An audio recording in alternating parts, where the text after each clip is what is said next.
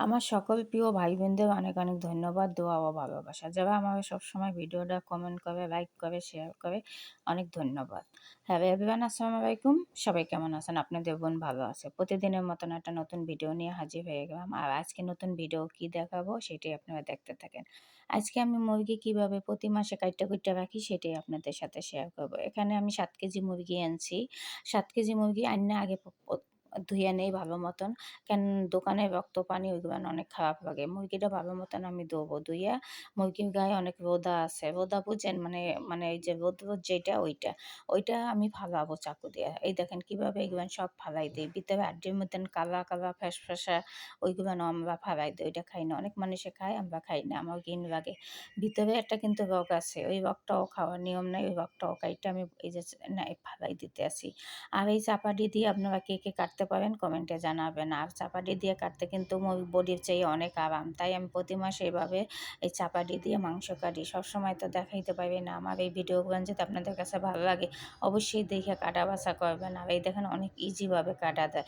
আর এই মাংসগুলো আনছি একটা সারপ্রাইজের জন্য। এই মাংসগুলো দিয়ে আমি তেহারি পাক করব। কিন্তু এখন না, কবে পাক করি সেই ভিডিওগুলো আপনারা পাবেন। আমি এখানে ৭ কেজি মুরগি আনছি। ৭ কেজি মুরগির আমি ৫ কেজি মুরগি দিয়ে তেহারি পাক করব।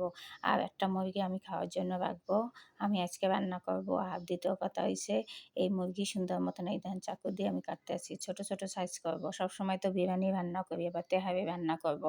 আর তেহারিটা অনেকদিন হইছে খাই না। তেহারিটা অনেক বছর হইছে। সবসময় বিরিয়ানি এই করি। সবসময় এক খাবার খাইতে ভালো লাগে না। যাই হোক এইভাবে সব আড্ডি কাইট্টা তেহারির মধ্যে দিয়ে দেব। আর আমি ২ পিস মাংস রাইখা দেব ফ্রিজে পাস্তা রান্নার জন্য। এইভাবে আমি মাংস আনি। আর আমাদের মাসের বাজারে মুরগি এবার আনি নাই। মাসের বাজারে মুরগি আমি পরে আনবো।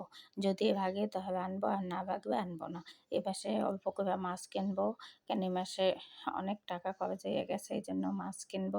আর টাকা অন্য কাজে খরচ হয়ে গেছে, এইজন্য বাজারটা একটু কম করবো। যাই হোক তারপরও মুরগি লাগবে। আর দেখি কি মাছ আনতে পারি। সেই মাছগুলানও আপনাদের সাথে শেয়ার করবো। মাসের বাজারে আমরা প্রতি মাসে একসাথে মাছ কিইনা নেই, মুরগি কিইনা নেই। আমরা প্রতিদিন বাজারে যাই না, শুধু সবজিটা নিয়ে আসি টাটকা। যাই হোক আমার ভিডিওগুলো যদি আপনাদের কাছে ভালো লাগে, আমার সবকিছু একটু কমেন্টে জানাইবেন। পরিষ্কার সবকিছু কিভাবে আমি করি সেটাই আপনাদের সাথে দেখাইছি।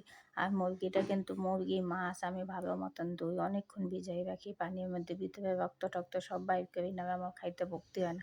আর রক্ত দেখলে আমি কোনো মাছও খাবো না, মাংসও খাবো না। সেটা গরুর মাংস হোক আর মুরগির মাংস হোক।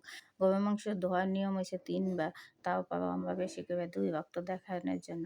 বিসমিল্লাহ করে ৩ বার ধুই। মুরগিও ধুই। এই দেখেন না মুরগি ধুইয়া নিছি, এখন সব করে আবার ধুইয়া নেব।